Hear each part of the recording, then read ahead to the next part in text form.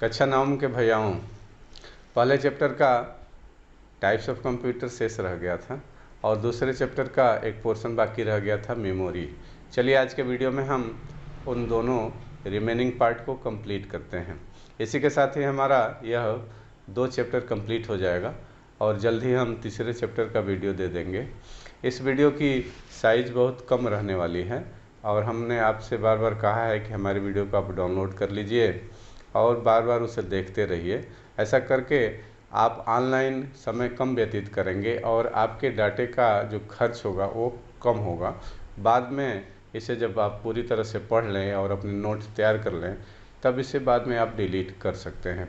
तो चलिए आइए हम शुरू करते हैं।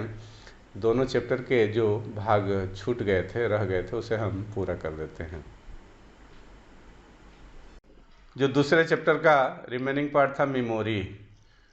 मेमोरी मतलब होता है यादाश्त। जैसे हम किसी टॉपिक को पढ़ते हैं या अपने नोट्स पढ़ते हैं तो वह हमें याद हो जाता है, उसी तरीके से कंप्यूटर के पास भी अपनी एक मेमोरी होती है। जब कंप्यूटर स्टार्ट होता है और डाटा प्रोसेसिंग करता है तो उस प्रोसेसिंग फेज में जितने भी इंस्ट्रक्शन होते हैं, डाटा होते हैं, वो अपने मेमोरी में स्टोर किए रहता है। तो पहला मेमोरी में टॉपिक हमें यूनिट्स पढ़ लेना है कि यूनिट ऑफ मेमोरी क्या होती है। आप लोग यूनिट्स पढ़े होंगे तो यहाँ पर हम एक बार फिर से रिवाइज कर लेते हैं कि यूनिट ऑफ मेमोरी क्या होती है। जितने भी भौतिक वस्तुएं होती हैं, जितने भी फिजिकल एंटिटीज होती हैं, उनको किसी न किसी यूनिट में मेजर किया जाता है। जैसे डिस्टेंस को हम मीटर किलोमीटर में मेजर करते हैं, मास को हम ग्राम किलोग्राम में मेजर करते हैं, लिक्विड को लीटर और लीटर में मेजर करते हैं। इसी तरह से जितने भी फिजिकल एंटिटीज होती हैं उन्हें किसी न किसी यूनिट में मेजर किया जाता है।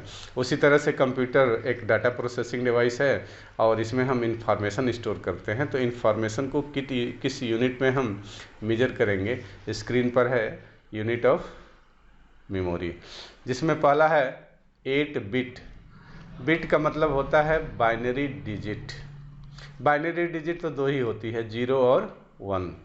यही 2 बाइनरी के अंक होते हैं। 0 मतलब होता है फॉल्स, 1 मीन्स होता है ट्रू, 0 मीन्स होता है नो, 1 मीन्स होता है यस, 0 मीन्स होता है ऑफ और 1 मीन्स होता है ऑन। 0 मीन्स होता है अब्सेंस ऑफ इलेक्ट्रॉनिक पल्स, यानी कि यहाँ पर कोई इलेक्ट्रॉनिक पल्स नहीं है, यहाँ कुछ भी नहीं है। और 1 मीन्स होता है presence of electronic pulse. Computer में डाटा को 0 और 1 में ही मेजर किया जाता है, on off true false yes no and absence presence में। अगर हम 8 बिट को यानी कि 8 0 और 1 को कलेक्ट कर लेते हैं तो 1 बाइट बोलते हैं। हालांकि इसके पहले भी एक छोटी सी यूनिट आती है जिसे हम निबल कहते हैं। Collection of 4 bits is called 1 nibble और 8 बिट या 2 निबल्स को हम 1 बाइट बोलते हैं।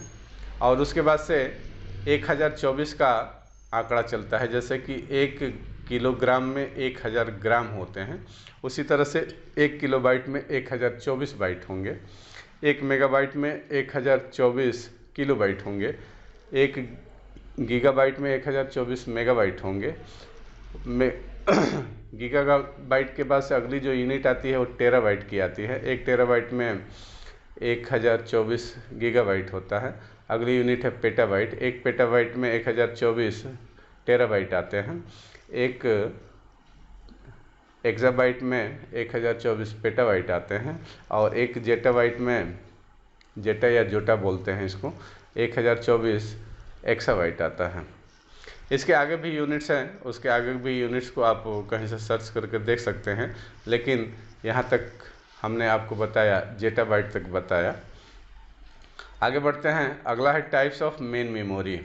हमने आपको सीपीयू पढ़ाया था और सीपीयू के 3 पार्ट थे, एएलयू, सीयू और एमयू, जिसे हमने मेमोरी यूनिट कहा था।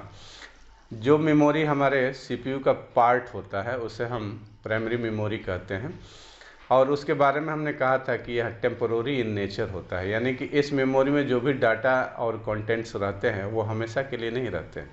जब तक हमारा कंप्यूटर चलता रहता है तभी तक उसके डाटा एंड कंटेंट्स बने रहते हैं और जैसे ही हमारा कंप्यूटर बंद हो जाता है या हम अपने कंप्यूटर को शट डाउन कर देते हैं या कभी कभी इम्प्रॉपर शट डाउन हो जाता है, तो कंप्यूटर की मेमोरी में जो कुछ भी रहता है वह डिस्ट्रॉय हो जाता है, समाप्त हो जाता है। सीपीयू के पार्ट मेमोरी को हम प्राइमरी मेमोरी बोलते हैं, इसी को हम मेन मेमोरी बोलते हैं। यह वोल्टेज डिपेंडेंट होता है। जब तक हमारा कंप्यूटर चलता रहेगा तब तक इसके डाटा एंड कंटेंट्स बने रहेंगे, और जब हमारा कंप्यूटर बंद हो जाता है तो इसके डाटा एंड कंटेंट्स इरेज हो जाते हैं। यानी कि यह वोल्टेज पे डिपेंड करता है। लाइट है, कंप्यूटर चल रहा है, डाटा है, लाइट चली गई, कंप्यूटर बंद हो गया, डाटा चले गया। यह कंप्यूटर के सीपीयू का जो तीसरा पार्ट होता है मेमोरी यूनिट, वह मेमोरी यूनिट जिसे हम मेन मेमोरी कहते हैं या प्राइमरी मेमोरी कहते हैं, इसके दो भाग होते हैं, आप लोगों को पहले से पता है।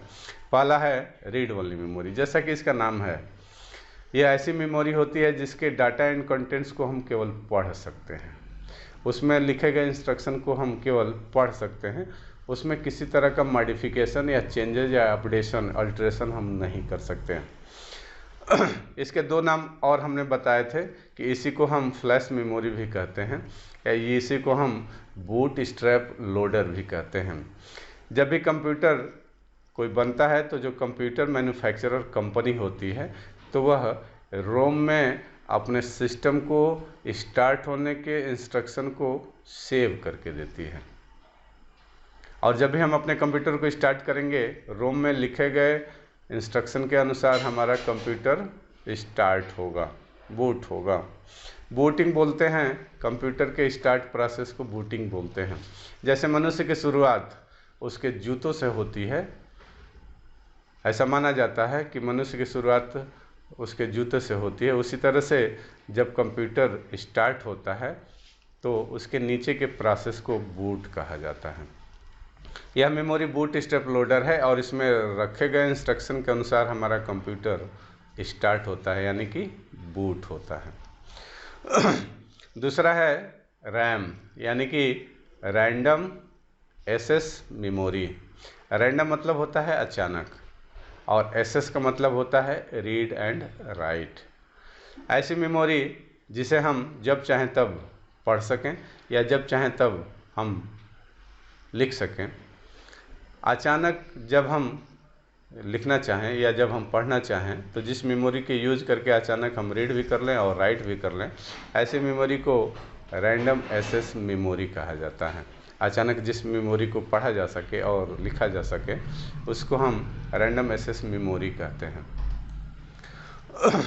Random access memory, random access memory को इंटरनल मेमोरी कहा जाता है, और कंप्यूटर में जिस मेमोरी की बात की जाती है वो रैम ही होता है।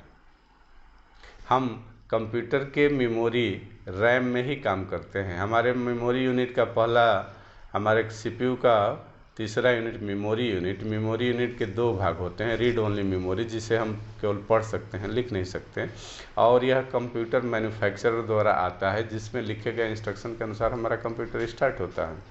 लेकिन जिस मेमोरी का यूज़ करके हम लिखते हैं, पढ़ते हैं, वह मेमोरी रैंडम एक्सेस मेमोरी है, और जिस मेमोरी की बात की जाती है जनरली वो हमारा रैम होता है।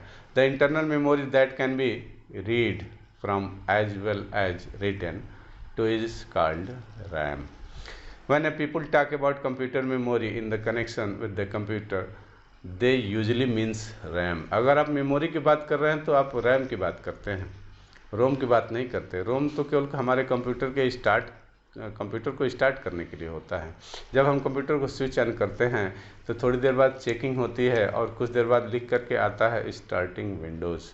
तो स्टार्टिंग विंडोज़ के पहले और स्विच ऑन के बाद जो भी इंस्ट्रक्शन आते हैं वो रीड ओनली मेमोरी से आते हैं, और उसके बाद से जो कुछ भी हम काम करते हैं वह रैंडम एक्सेस मेमोरी में करते हैं। अगला है स्टोरेज डिवाइसेज। अब हम दूसरे पार्ट पे चलते हैं।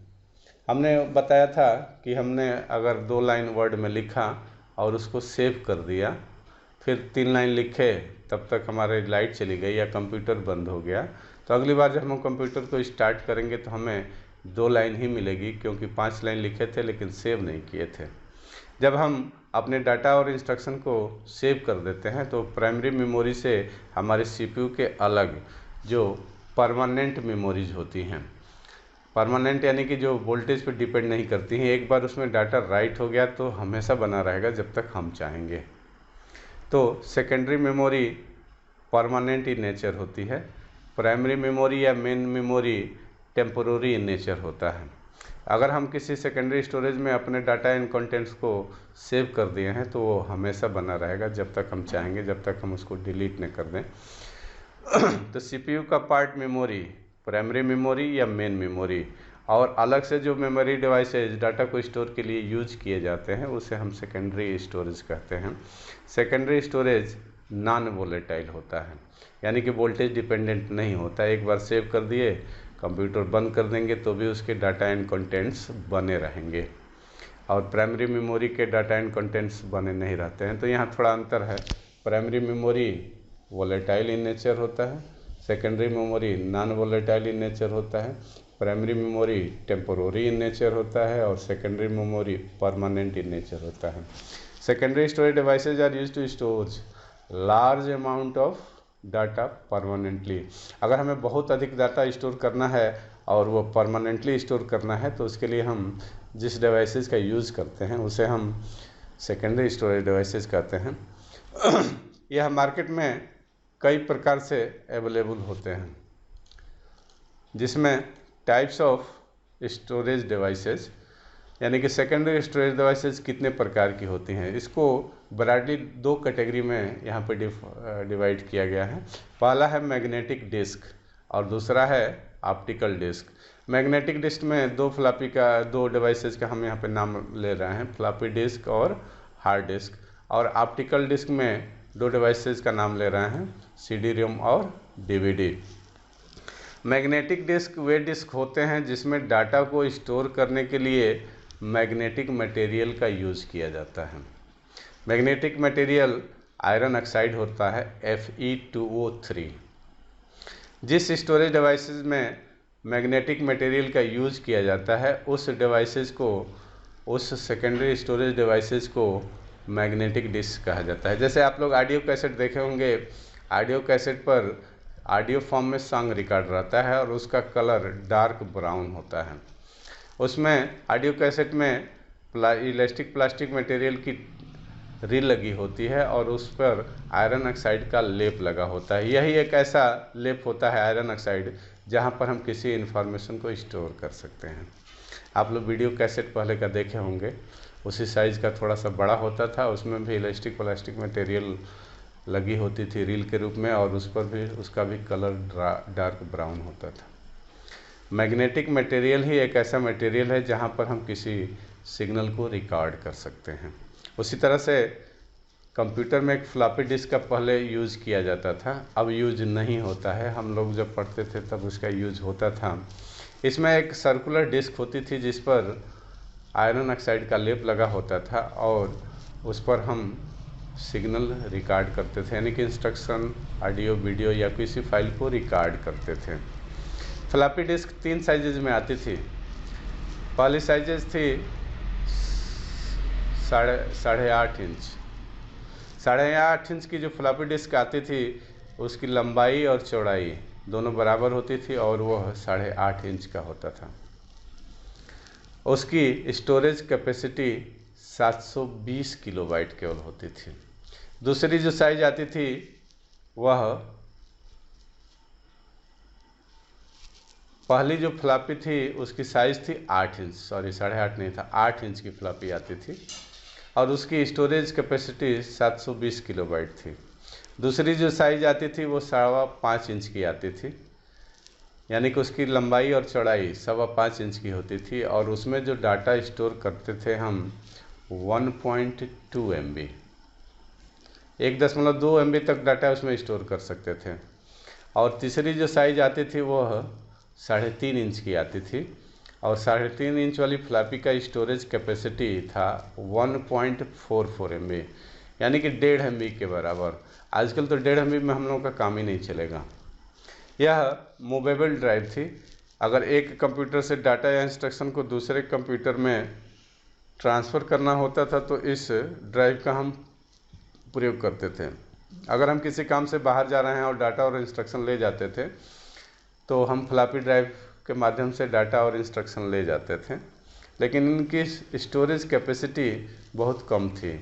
8 इंच वाले फ्लॉपी की स्टोरेज कैपेसिटी केवल 720 किलोबाइट थी, यानी कि 1 मेगाबाइट से भी कम थी। 5.25 इंच वाली फ्लॉपी का साइज में हम केवल 1.2 MB स्टोर करते थे और 3.5 इंच वाली फ्लॉपी में हम 1.5 MB से थोड़ा सा कम यानी कि 1.44 MB स्टोर करते थे। जब हम किसी ड्राइव में इंफॉर्मेशन लेकर के एक स्थान से दूसरे स्थान तक जाते थे तो मान लीजिए कि बैग में लेके गए तो बैग में कहीं दब गया, या हम जिस कंप्यूटर द्वारा उसमें डाटा राइट किए हैं उसके हेड का और उसके ड्राइव का अलाइनमेंट थोड़ा भी अंतर होता था तो जहाँ जाते थे वहाँ वो फाइल खुल नहीं पाती थी, यानी कि बहुत दिक्कत थी। एक तो इन्फॉर्मेशन बहुत कम जाती थी और उसमें भी डर रहता था कि इन्फॉर्मेशन सही ढंग से पहुँचेगी कि नहीं पहुँचेगी। दूसरा, हार्ड डिस्क में एक स्पेंडल होता है और उसमें 6 या 6 से अधिक फ्लॉपी डिस्क की तरह ही मैग्नेटिक मटेरियल की डिस्क लगी रहती थी। वो सारी डिस्क उस स्पेंडल के अकॉर्डिंग रोटेट करती थी और उसके ऊपर और नीचे हेड लगे होते थे। हेड आगे पीछे मूव करके उसके डाटा और इंस्ट्रक्शन को एक्सेस करते थे।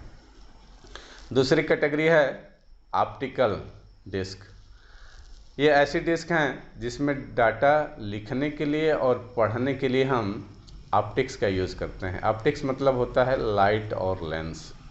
इंटर में जब आप जाएंगे तो फिजिक्स में आपको एक चैप्टर पढ़ाया जाएगा ऑप्टिक्स, जिसमें लाइट और लेंस के बारे में ही केवल पढ़ेंगे। ऐसी स्टोरेज डिवाइसेज जिसमें डाटा राइट करने के लिए या रीड करने के लिए लाइट और लेंस का यूज़ किया जाता है, उसे हम ऑप्टिकल डिस्क बोलते हैं। जैसे आप लोग ने देखा होगा CD-ROM, DVD-ROM और CD-ROM का निचला हिस्सा आप देखते हैं, अगर ऐसे देखेंगे तो उसमें सप्तरंग जो इंद्रधनुष के कलर का रंग दिखाई देगा। और आप सभी जानते हैं कि CD के निचले हिस्से पे राइटिंग होती है। CD के निचले हिस्से पे जो राइटिंग होती है वो लेज़र बीम द्वारा होती है और रीडिंग भी लेज़र बीम द्वारा होती है। जिस ड्राइव में हम CD ड्राइव को इंसर्ट करते हैं उसमें लेज़र बीम निकलती है और CD से रीड और राइट ऑपरेशन होता है। अगर कोई ड्राइव टूटा है या कहीं से उसके अंदर से किरणें निकल रही हैं तो ये हमारे लिए बहुत हानिकारक होता है। अगर हमारी आंखों में पड़ेगा तो हमें नुकसान देगा, इसलिए वह उसका ट्रे बाहर आता है, फिर एक ढक्कन बंद हो जाता है और अंदर ही लेज़र बीम रहती है, बाहर नहीं निकलती है, इसलिए हमें नुकसान नहीं पहुंचता। तो अगर हम मैग्नेटिक मटेरियल पर डाटा स्टोर कर रहे हैं तो वह डिस्क मैग्नेटिक डिस्क होगी। अगर हम लाइट और लेंस के माध्यम से रीडिंग और राइटिंग कर रहे हैं तो वह ऑप्टिकल डिस्क होगी। अगला है फ्लॉपी डिस्क। फ्लॉपी डिस्क के बारे में हमने बता दिया है। फ्लॉपी डिस्क यहाँ पर डिफिनीशन आ रही है कि the floppy disk are one of the oldest type of portable storage devices. अभी हमने बताया कि फ्लॉपी डिस्क के माध्यम से एक कंप्यूटर से दूसरे कंप्यूटर में हम डाटा ट्रांसफ़र करते थे, इसलिए इसको पोर्टेबल कहा गया है। The floppy disc enable one two transfer small files. अभी हमने बताया कि 720 किलोबाइट की आती थी फ्लॉपी साइज़, 1.2 MB की साइज़ की आती थी फ्लॉपी साइज़ और 1.44 MB की। 8 इंच में हम 720 किलोबाइट रखते थे, 5.25 इंच में हम 1.2 MB रखते थे और 3.5 इंच में हम 1.44, यानी कि जैसे जैसे साइज़ घटती गई उसकी कैपेसिटी भी बढ़ती गई, लेकिन इतना पर्याप्त नहीं था। 1.5 MB में हमारा तो आजकल डाटा नहीं जा सकता। अगला है हार्ड डिस्क। हार्ड डिस्क में एक स्पिंडल होता है और उसमें 6 या 6 से अधिक फ्लॉपी डिस्क की तरह से इलास्टिक प्लास्टिक मटेरियल की कोडिंग किया हुआ जिस पर आयरन ऑक्साइड का लेप लगा होता है अरेंज की गई होती हैं और सारी डिस्क उस स्पिंडल के अकॉर्डिंग मूव करती हैं और इनको एक बॉक्स में इतना पैक कर दिया गया रहता है कि अंदर किसी तरह का डस्ट नहीं जा सकता है या मॉइस्चर नहीं जा सकता है। वह सारी डिस्क इतनी पैक हैं कि किसी भी तरह से उसे कोई नुकसान नहीं पहुंच सकता। उसके पैकिंग को ध्यान में रखते हुए उसका नाम रखा गया है hard disk. A rigid non removable. Floppy तो एक कंप्यूटर में लगाते हैं और डाटा इंस्ट्रक्शन दूसरे में ट्रांसफ़र करते हैं, लेकिन हम अपने कंप्यूटर में लगी गई हार्ड डिस्क को एक कंप्यूटर से दूसरे कंप्यूटर में मूव नहीं कराते हैं, इसलिए यह लाइन लिखी गई है। रिजिड यानी कि हार्ड है, नॉन रिमूवेबल यानी कि एक कंप्यूटर में लगा है तो उसी में रहेगा, उसको निकाल करके हम जनरली दूसरे कंप्यूटर में नहीं रखते हैं। Today the hard disk of today have storage capacity measured in gigabyte and terabyte. आजकल जो हार्ड डिस्क आ रही हैं उनकी कैपेसिटी गीगाबाइट और टेराबाइट में आ रही हैं। कॉम्पैक्ट डिस्क, ऑप्टिकल डिस्क की कैटेगरी में जो पहला कैटेगरी है कॉम्पैक्ट डिस्क बोलते हैं उसे। कॉम्पैक्ट का मतलब होता है व्यवस्थित, कम स्थान में व्यवस्थित। जैसे आप लोग क्लास में फैल करके बैठते हैं, ज़्यादा जगह घेरते हैं, तो अगर कहा जाए कि आप थोड़ा सा एक्सक्यूज हो जाइए तो आप सभी कम जगह में बैठ जाएंगे। उसी तरह से यह जो डिस्क होती है जिसमें अधिक डाटा होता है और एक तरह से कंप्रेस करके एक्सक्यूज करके रखा गया होता है, इसलिए इसे कॉम्पैक्ट कहते हैं। यानी कि अननेसेसरी डाटा स्पेस इसमें नहीं छोड़ा जाता है, इसको कंप्रेस करके या एक्सक्यूज करके कम जगह में डाटा, ज़्यादा डाटा स्टोर किया जाता है। यह कॉम्पैक्ट डिस्क 3 साइजेज में आती हैं, 3 प्रकार की आती हैं। पहला है सीडी रोम। सीडी का मतलब हो गया कॉम्पैक्ट डिस्क और रोम का मतलब हो गया रीड ओनली मेमोरी। यह ऐसी डिस्क होती हैं जो कि कॉम्पैक्ट तो होती हैं, यानी कि कम जगह में ज़्यादा स्टोरेज करती हैं, लेकिन यह रीड ओनली मेमोरी होती हैं, यानी कि इसमें लिखे गए इंस्ट्रक्शन को आप केवल पढ़ सकते हैं। यह जो डिस्क होती हैं इन पर लिखने का काम एक स्पेशल डिवाइस द्वारा होता है और राइटिंग प्रोसेस केवल एक बार होगा। जैसे आप बाज़ार से किसी वीडियो की सीडी लाएंगे या किसी ऑडियो की सीडी लाते हैं तो उस सीडी में जो भी इंस्ट्रक्शन है, जो भी सॉन्ग्स हैं या जो भी वीडियो हैं, उसको आप केवल देखेंगे। जैसे मान लीजिए कि आपके सीडी में बहुत सारे गाने हैं तो उस गाने को सुन सकते हैं, लेकिन उसमें से किसी गाने को आप हटा नहीं सकते या कोई नया गाना उसमें ऐड नहीं कर सकते। यानी कि उस सीडी पर राइटिंग प्रोसेस एक बार होगा और रीडिंग ऑपरेशन बार बार होगा। इसे हम वार्म बोलते हैं, WORM, यानी कि राइट वंस एक बार लिखो और रीड मेनी टाइम्स। वार्म का फुल फॉर्म होता है write once read many times. इस पर लिखने का काम एक बार होगा और बार बार पढ़ सकते हैं। सीडी पर राइटिंग ऑपरेशन को बर्निंग कहा जाता है। अगर एक बार सीडी पर आप लिख दिए तो वह लिख गया, उसको आप केवल पढ़ेंगे, बाद में किसी तरह का अल्ट्रेशन नहीं होगा। अगर राइटिंग ऑपरेशन कर रहे हैं और राइटिंग ऑपरेशन कंप्लीट नहीं हुआ तो अब उस सीडी का प्रयोग भी आप आगे नहीं कर सकते हैं। यानी कि एक बार राइटिंग से वो सीडी अगर सक्सेसफुल होया तब तो काम करेगा, नहीं तो वो सीडी भी ख़राब हो जाएगी और अनयूजेबल हो जाएगी। इसलिए राइटिंग प्रोसेस को बर्न कहा जाता है। जितने भी सॉफ्टवेयर आते हैं जिसके माध्यम से हम सीडी पर लिखने का काम करते हैं उनका नाम बर्न से होता है। जैसे नेरो बर्न, वह सीडी राइटिंग ऑपरेशन करता है। ऐसे सॉफ्टवेयर द्वारा हम सीडी पर लिखने का काम कर सकते हैं। दूसरी जो कैटेगरी है वो है CDR की, यानी कि कॉम्पैक्ट डिस्क रीराइटेबल, नहीं कॉम्पैक्ट डिस्क राइटेबल। अगर हम अपने से किसी सीडी पर लिखना चाहते हैं, सीडी रोम तो पहले से लिख करके आती है, उसे पढ़ते हैं। अगर हम कुछ लिखना चाहते हैं तो उस कैटेगरी का जो ऑप्टिकल डिस्क होता है उसे हम CDR बोलते हैं। उस पर भी हम बर्न ऑपरेशन एक बार कर सकते हैं और बार बार पढ़ सकते हैं। हमारे पास एक डिवाइस होना चाहिए जिसे हम CD राइटर कहते हैं। CD राइटर के द्वारा हम CDR वाली डिस्क पर बर्निंग ऑपरेशन कर सकते हैं, यानी कि लिखने का काम कर सकते हैं और बार बार उसे पढ़ सकते हैं। तीसरी जो कैटेगरी आती है उसे हम CDRW कहते हैं। ये इस कैटेगरी की डिस्क रीराइटेबल होते हैं। CDRW का मतलब होता है कॉम्पैक्ट डिस्क रीराइटेबल, यानी कि ऐसी डिस्क जिस पर हम बार बार लिख सकें, बार बार रीड कर सकें, उसे हम CDRW बोलते हैं। CD रोम में एक बार बाहर से कोई हमें राइट करके देगा उसे हम पढ़ेंगे। CDR में हम उसमें राइट करेंगे, बार बार पढ़ेंगे। लेकिन जो तीसरी कैटेगरी है उसमें हम बार बार लिखेंगे, बार बार मिटाएंगे, बार बार पढ़ेंगे। CD-ROM काफ़ी सस्ता होता है, 8 से 10 रुपये का आपको मिल जाएगा। CDR जिस पे आप ला करके कंप्यूटर द्वारा अपने अनुसार कुछ फाइल उस पर राइट करना चाहते हैं, ये करीब 15-20 के आसपास मिल जाएगा। लेकिन CD-RW जिस पर आप CD पर बार बार लिख के मिटाएंगे फिर से लिखेंगे, यह थोड़ी महंगी आती है। यह करीब 50 से 80 रुपये के आसपास आती है। लेकिन इसके साथ भी एक कंडीशन है कि यह लिखने और मिटाने का काम केवल 4 से 5 बार ही आप कर सकते हैं। अगला कैटेगरी है DVD। जो जितने भी प्रकार की ऑप्टिकल डिस्क होती हैं उन सब की साइज़ एक ही होती है। इनका डायमीटर 21 सेंटीमीटर का होता है, चाहे वो CD हो, चाहे DVD हो, चाहे BD हो। जो CD होती है उसकी भी साइज 21 सेंटीमीटर का उसका डायमीटर होता है। DVD का भी जो डायमीटर होता है वो 21 सेंटीमीटर का होता है। BD का भी डायमीटर 21 सेंटीमीटर का ही होता है।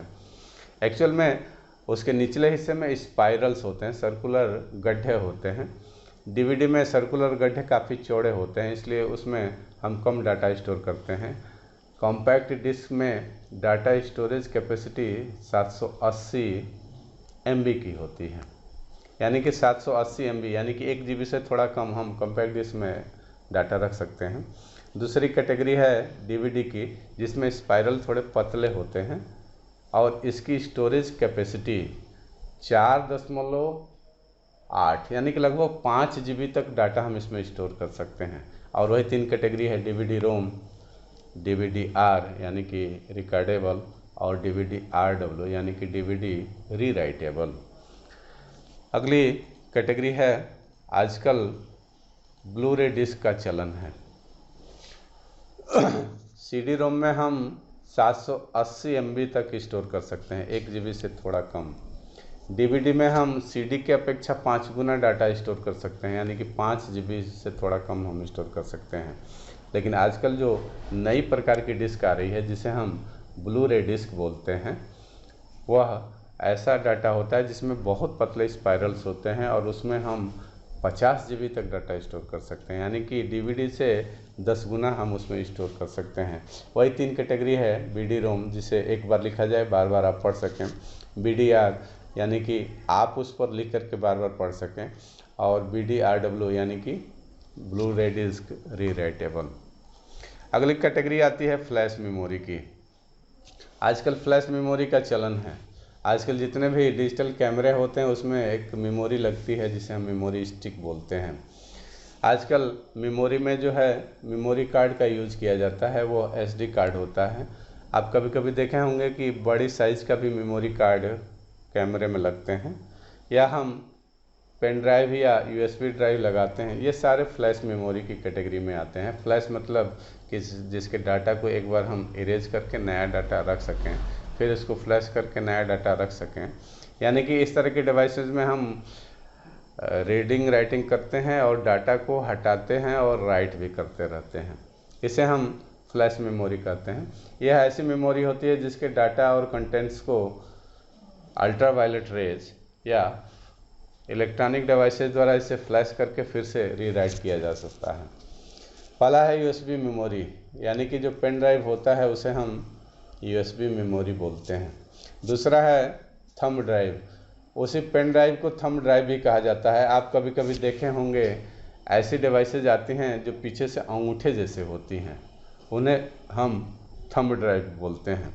है भी वो USB ड्राइव, लेकिन उसका आकार ऐसा है, अंगूठे जैसा है, इसलिए उसे हम थंब ड्राइव बोलते हैं। मेमोरी स्टिक, जितने भी डिजिटल कैमरे हैं, कैमकोडर हैं, उसमें जो मेमोरी लगती है उसे हम मेमोरी स्टिक बोलते हैं।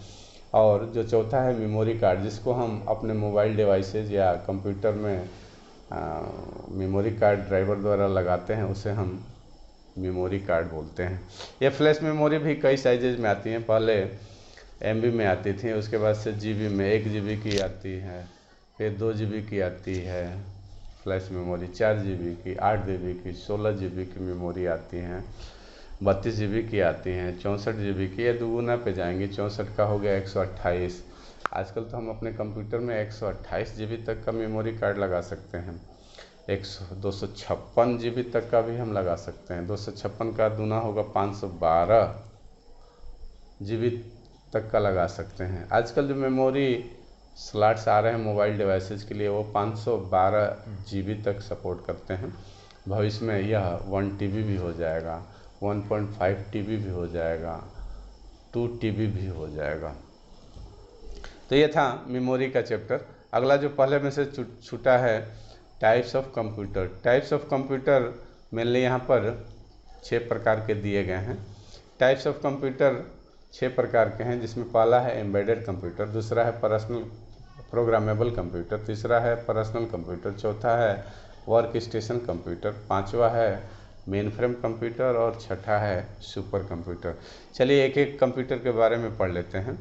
एम्बेडेड कंप्यूटर, आजकल बहुत सारे हमारे रियल लाइफ में ऐसे डिवाइसेज आते हैं, कंप्यूटराइज सिस्टम आते हैं। ऐसे डिवाइसेज जो पूरी तरह से कंप्यूटराइज नहीं हो, उसके कुछ फंक्शन कंप्यूटराइज हों, उसे हम एम्बेडेड बोलते हैं। ऐसा सिस्टम जिसका एक छोटा सा पार्ट ही केवल कंप्यूटराइज हो, उसे हम एम्बेडेड कंप्यूटर कहते हैं। जैसे कि आजकल जो बाइक्स आ रही हैं उसमें फ्यूल मीटर और स्पीडोमीटर डिजिटल लगे रहते हैं। तो पूरी बाइक तो डिजिटल नहीं है, लेकिन उसका फ्यूल मीटर और उसका स्पीडोमीटर जो है डिजिटल है। तो वह एक सिस्टम का सब सिस्टम है जो कि कंप्यूटराइज है, उसे हम एम्बेडेड कंप्यूटर कहेंगे। आजकल जितने भी टेलीविज़न आती हैं उसमें प्रोग्राम और सेटिंग उसमें जो रोम लगे होते हैं उसके अनुसार किए जाते हैं। तो टेलीविज़न तो एनालॉग है, लेकिन उसका जो सब सिस्टम है वो कंप्यूटराइज है। उस सिस्टम के जो भी पार्ट डिजिटलाइज हैं, तो ऐसे सिस्टम को हम एम्बेडेड सिस्टम बोलते हैं। आजकल जो वॉशिंग मशीन आ रही है वो भी कंप्यूटराइज आ रही हैं। उसमें सेटिंग जो है हम डिजिटल से करते हैं कि ड्राई वॉश करना है, कि स्पेन वॉश करना है, कि ड्रेन करना है। हम जैसा इंस्ट्रक्शन देते हैं वैसा वो वॉशिंग मशीन काम करती है। तो ऐसा सिस्टम जिसका सब सिस्टम कंप्यूटराइज हो, उसे हम एम्बेडेड कहते हैं। ऐसी डिवाइस जो पूरी तरह से इलेक्ट्रॉनिक ना हो, उसके किसी पार्ट को इलेक्ट्रॉनिक रखा गया है, तो उसे हम एम्बेडेड कंप्यूटर कहते हैं। Embedded computer exist in a wide range of size and power. बहुत प्रकार के साइज या पावर के आधार पर कंप्यूटर आ रहे हैं। The smallest are the embedded within the circuitry of appliances. हमारे जो संसाधन आ रहे हैं जैसे कि टेलीविज़न, वॉशिंग मशीन और मॉडर्न एज जो कार आ रही हैं जिसमें स्पीडोमीटर और फ्यूल मीटर कंप्यूटराइज लगे होते हैं, उसे हम एम्बेडेड कंप्यूटर कहते हैं। दूसरा है प्रोग्रामेबल कंप्यूटर। ऐसे कंप्यूटर जिसके द्वारा हम अपना प्रोग्रामिंग कर सकें, अपने डेली के रूटीन सेट कर सकें, अपने मीटिंग को शेड्यूल कर सकें, अब उसमें हम नोट्स लगा सकें, उसमें हम अपना रिमाइंडर सेट कर सकें। ऐसे कंप्यूटर जिसके द्वारा हम अपने डेली के शेड्यूल को प्रोग्राम कर सकें, उसे हम प्रोग्रामेबल कंप्यूटर बोलते हैं। जैसे कि पीडीए के द्वारा हम अपनी मीटिंग का शेड्यूल रख सकते हैं, रिमाइंडर सेट कर सकते हैं। बाज़ार जाना है या ड्यूटी जाना है, वो वापस आते समय कोई सामान खरीदना है तो उसके लिए रिमाइंडर सेट कर सकते हैं। Programmable computer very enormous in their computational power, speed and physical side. The smallest of these can be held in one-handed, यानी कि एक हाथ से जो चलते हैं, are called personal digital assistant. अगला है पर्सनल कंप्यूटर। जिस कंप्यूटर का हम प्रयोग करते हैं वो हमारे कंप्यूटर की श्रेणी का सबसे छोटा कंप्यूटर है। जैसे कि लैपटॉप हो गया, डेस्कटॉप हो गया, पामटॉप हो गया, मिनी कंप्यूटर हो गया। मिनी कंप्यूटर तो एक दूसरा ब्रॉड कैटेगरी है। जिस कंप्यूटर का हम प्रयोग करते हैं, जो हमारा व्यक्तिगत कंप्यूटर होता है, उसे हम पर्सनल कंप्यूटर कहते हैं।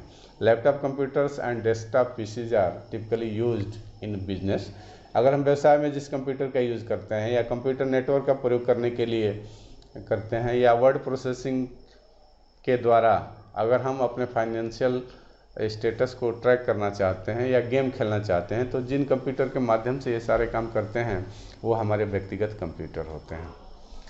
अगला है work station. Work station computer हमारे पर्सनल कंप्यूटर से बड़े कंप्यूटर होते हैं। इनकी मेमोरी अधिक होती है, इनकी साइज़ अधिक होती है और इनका कंप्यूटेशनल स्पीड अधिक होता है। पीसी से जो बड़े कंप्यूटर होते हैं वह वर्क स्टेशंस होते हैं। अगर किसी कंप्यूटर का ज़्यादा हमें उपयोग करना होता है, जिस कंप्यूटर का अगर हमें अधिक प्रयोग करना है, अगर हमें फास्ट स्पीड चाहिए, अधिक मेमोरी चाहिए, तो ऐसे कंप्यूटर को हम वर्क स्टेशन, ऐसे आवश्यकता के लिए हम वर्क स्टेशन कंप्यूटर का चयन करते हैं। यह मेनली साइंटिफिक, इंडस्ट्रियल और बिजनेस इन्वायरमेंट में जो उच्च स्तर के होते हैं उन कामों के लिए हम वर्क स्टेशन का चयन करते हैं। अगला है mainframe computer. Mainframe computer work station से बड़े कंप्यूटर होते हैं। वर्क स्टेशन की मेमोरी से अधिक मेमोरी वाले, वर्क स्टेशन के कंप्यूटेशनल पावर से अधिक कंप्यूटेशनल पावर वाले, हायर स्पीड वाले जो कंप्यूटर होते हैं उन्हें मेनफ्रेम कंप्यूटर कहते हैं। जैसे मान लीजिए कि यह एक पूरी बिल्डिंग है और यह पूरा कंप्यूटराइज बिल्डिंग है, जिसके सारे रूम में बहुत सारे कंप्यूटर लगे हैं और हमें सबको हाई स्पीड स्टोरेज और प्रोसेसिंग देना है, तो हम सबको हाई स्पीड नहीं दे सकते। तो इसके लिए हम एक मेनफ्रेम कंप्यूटर कहीं लोकेट कर देंगे और जितने भी यूजर्स होंगे उनको नेटवर्क के माध्यम से एक एक कंप्यूटर जोड़ देंगे। उनके कंप्यूटर में एक सीपीयू रहेगा, एक कीबोर्ड रहेगा, एक माउस रहेगा और एक मॉनिटर रहेगा। उनके कंप्यूटर में हार्ड डिस्क नहीं लगा रहेगा। उनके नेटवर्क कार्ड में एक बूट रोम लगा रहेगा। जैसे आप कंप्यूटर को स्टार्ट करेंगे तो ऑपरेटिंग सिस्टम को नेटवर्क के माध्यम से सर्च करेगा और सर्वर से जाकर के स्टार्ट हो जाएगा। केवल आप कंप्यूटर ऑन करेंगे तो आप सीधे उस मेनफ्रेम कंप्यूटर से जुड़ जाएंगे। अब आप उस कंप्यूटर पर बैठ करके काम करेंगे और उसी स्पीड से आपका कंप्यूटर काम करेगा। यानी कि एक कंप्यूटर लगा देते हैं, बाकी सभी को डमी कंप्यूटर दे देते हैं। एक कैबिनेट दे देंगे, एक माउस, कीबोर्ड और मॉनिटर। वह केवल ऑन करेंगे और ऑन करते ही हमारे मेनफ्रेम कंप्यूटर से जुड़ जाएंगे और उनका कंप्यूटर उस स्पीड से चलेगा जिस स्पीड से हमारा मेनफ्रेम कंप्यूटर चलता है। इसके लिए विंडोज़ का एक ऑपरेटिंग सिस्टम आता है, विंडोज़ टर्मिनल सर्वर। ऐसे पूरी बिल्डिंग में एक जगह हम सर्वर लगा देंगे और सबको एक एक डमी कंप्यूटर दे देंगे, जिसकी कास्ट बहुत कम आएगी, लेकिन उनका कंप्यूटेशनल पावर बढ़ जाएगा क्योंकि वो सेंट्रल कंप्यूटर द्वारा संचालित होगा। और लास्ट है सुपर कंप्यूटर। कंप्यूटर की श्रेणी का जो सबसे बड़ा कंप्यूटर होता है, जिसकी बहुत अधिक स्टोरेज होती है, जिसकी कंप्यूटेशनल पावर बहुत अधिक होती है।